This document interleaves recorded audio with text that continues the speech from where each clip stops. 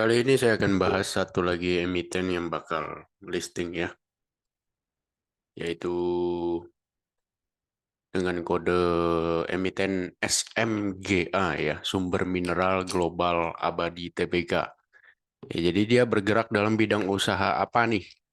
Bergerak dalam bidang perdagangan besar biji nikel dan batu bara. Jadi artinya dia broker, ya, maklar, ya, mempertemukan antara produsen dengan buyer dan seperti itu. Walaupun kalau nggak salah baca, di sini saya perlihatkan ke Anda, dia juga punya kegiatan pertambangan ya.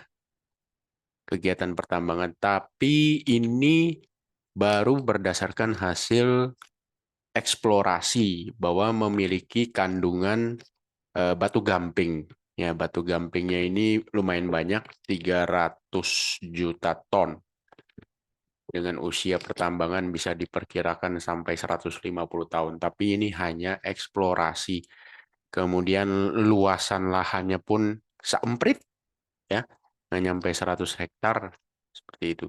Jadi bisa dibilang main bisnisnya adalah broker biji nikel dan batu bara. Terus kita lihat berapa persen yang mau dia share ke masyarakat. Yang dia mau share ke masyarakat adalah 20%. Ya, ini. Sebanyak 1.750.000.000 lembar saham atau sekitar 20% jadinya masyarakat pegang. Berapa sih harga IPO-nya? Harga IPO-nya antara Rp100 sampai dengan Rp105. Mepet juga ya, 100 ke 105 ya kan.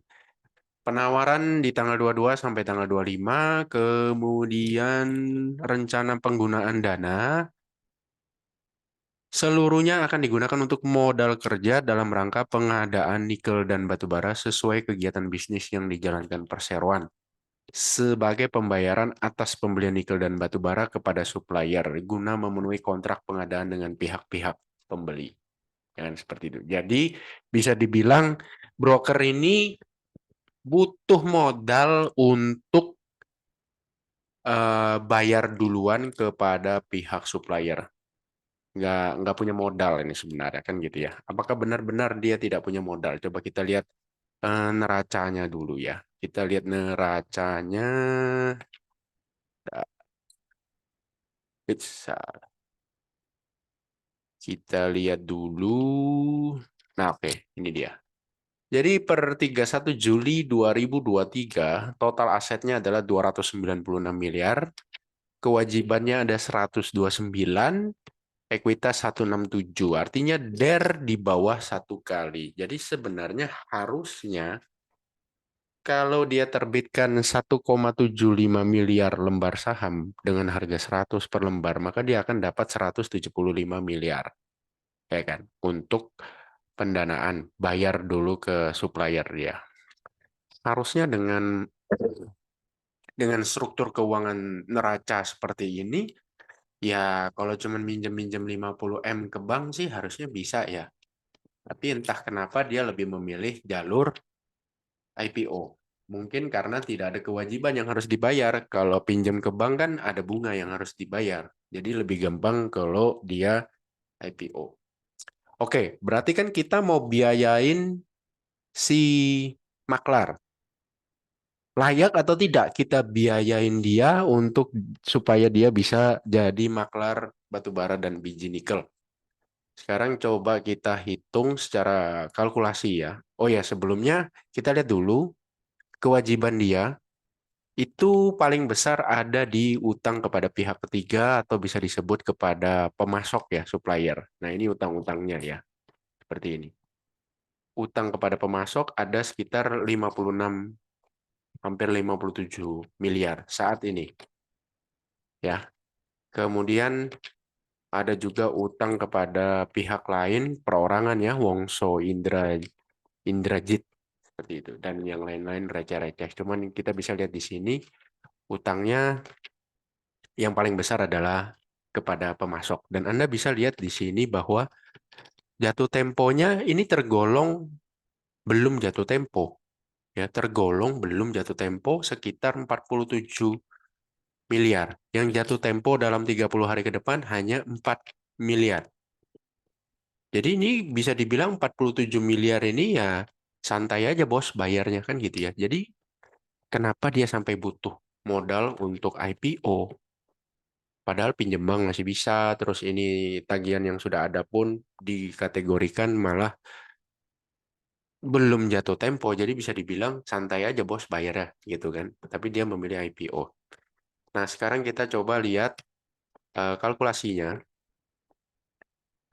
Jadi misalnya dia ini ya posisi neracanya, kemudian IPO sebanyak 1,750 miliar. Ya, IPO katakanlah laku di harga 105, maka dia akan dapat dana 183 miliar lebih. Maka total share yang ada di company, yang ada di perusahaan akan menjadi 8,75 miliar. Ya. Maka setelah dia IPO, market cap-nya akan berubah menjadi ini, 918 miliar, hampir 1 T ya market cap-nya. Jadi bisa dibilang ini IPO perusahaan kecil sih sebenarnya. Saya sih menggolongkan itu market cap, kalau market cap di bawah 5T itu masih tergolong small cap. Ya, 5T itu small cap di bawah 5T. Lebih parah lagi kalau di bawah 1T, very small cap. Oke. 1T ini aja pun sudah dengan dana IPO. Kalau belum sudah dengan total IPO ya. Kalau belum IPO ya market cap-nya lebih kecil lagi. Dan seperti itu. Nah, di sini kita bisa lihat bahwa dengan market cap menjadi 900 miliar. Kemudian ini posisi neracanya setelah dia menerima dana IPO, equity-nya dari 167 miliar jadi 351 miliar. Anggaplah uang tadi itu, uang IPO itu ditaruh dulu di aset dalam bentuk cash ya. Makanya total asetnya dari 296 miliar menjadi 480 miliar. Ya, seperti itu. Anda bisa lihat di sini, dengan market cap 900 miliar, compare to equity, maka price to book value-nya adalah 2,62. Bagi saya, untuk jenis usaha yang cuman maklar, price to book value 2,6 ini lumayan tinggi.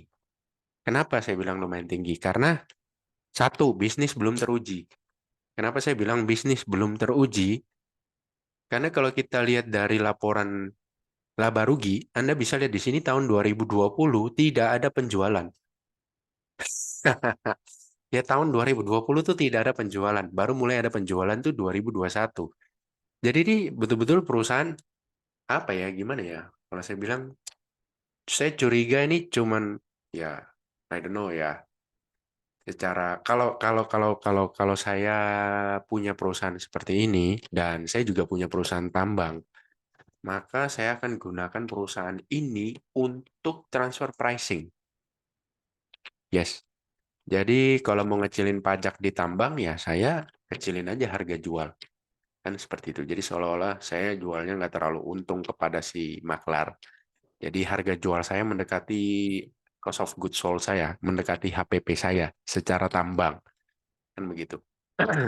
Terus nanti si maklar ini akan jual dengan harga yang juga tidak terlalu tinggi supaya dia tidak mendapatkan profit yang besar. Bayarnya di luar negeri. Otomatis yang profit gede siapa? Bayarnya. Pajaknya dibayar kemana? Di luar negeri lah, bukan di sini kan, itu bayarnya adalah perusahaan luar negeri. Jadi seperti itu ya kalau saya, ya kan, betapa jahatnya saya, ya kan. Jadi bisa bisa saya lihat bahwa untuk price to book value seperti ini dengan perusahaan yang belum teruji, di mana 2020 belum ada omset, bagi saya mahal. Ya, bagi saya mahal.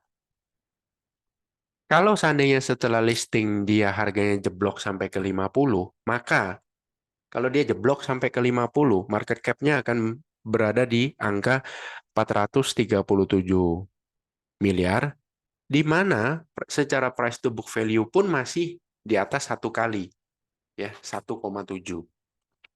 Dengan status perusahaan yang belum teruji. Bagi saya, Ya, itu harga wajarnya. Karena dia belum teruji. Lebih baik saya beli ayam nelongso, di mana waktu pandemi dia bisa menghasilkan laba gitu loh. Teruji, ya kan? Pandemi masih menghasilkan laba. Ini 2020 malah nggak ada omset. Jadi bisa dibilang perusahaan baru, kan gitu. Jadi harga 105 bagi saya kok rasanya kemahalan ya. Terus logika kedua, pada 2022 itu total laba bersih satu tahun ya adalah 6,3 miliar ya, laba bersih dalam satu tahun. Kemudian di 2023 sampai dengan bulan 7 itu laba bersihnya ada di 5,2 miliar. Nah, sekarang kita coba hitung kita setahun kan ya. 5, 2, 2, 3, 4, 2, 2.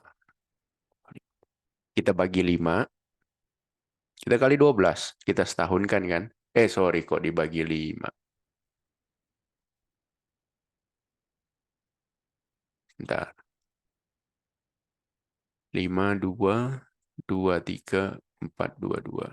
2, 5, 2. Kita bagi 7 kan bulan 7 ya. Terus kita kali 12. Maka estimasi laba untuk satu tahun adalah di angka 8,9 miliar. Anggaplah 9 miliar ya. 9 miliar kalau dibagi semua kepada seluruh pemegang saham ya 9 miliar itu dibagi total lembar saham yang ada adalah 8,750. Anggaplah berarti satu orang terima dividen 1 perak. Harga yang kita bayar 105. Jadi bisa dibilang return kita itu kurang dari 1%. Kalau dia bagi semua loh ya laba bersihnya. Kalau laba bersihnya 8,9 miliar. Kalau dia bagi semua ya kan kepada seluruh pemegang saham, kita dapat Rp1 dengan modal kita 105. Itu artinya ya mending taruh di obligasi, Pak. Ya iya dong, satu tahun paling nggak bisa 6 atau 5,8, 5,7 net setelah dipotong pajak kan begitu. Ini 1% nggak nyampe, anggaplah 1% gitu kan. Terus ada resiko di mana ya itu tadi perusahaan masih bawa kencur ya kan.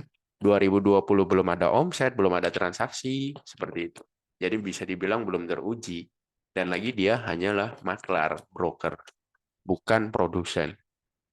Jadi ya ibaratnya saya sih akan langsung otomatis skip ya dari perusahaan seperti ini. Karena ya simpelnya saya biayai seorang trader di mana return saya hanya 1%. Ya, mau mengharapkan dia naik ke harga katakanlah 200 perak gitu. Kok ya rasa-rasanya agak sulit karena dia PBV-nya akan menjadi 3,3 kali. Ini mahal banget. Bagi saya ini mahal. Banyak kok perusahaan di Bursa Efek Indonesia yang PBV-nya di bawah 1, perusahaan teruji, kapitalisasinya juga bukan ecek-ecek ya, di atas 10T, banyak, laba ada, ya kan?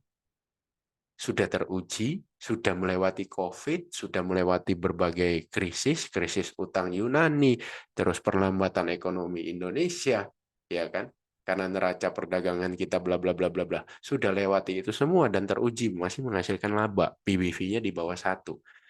Jadi kalau ada yang sudah teruji seperti itu, kenapa saya harus gambling ke perusahaan yang belum teruji? Logika sederhananya begitu aja, ya. Nah, menurut kalian bagaimana? Apakah ini layak untuk kalian beli IPO-nya?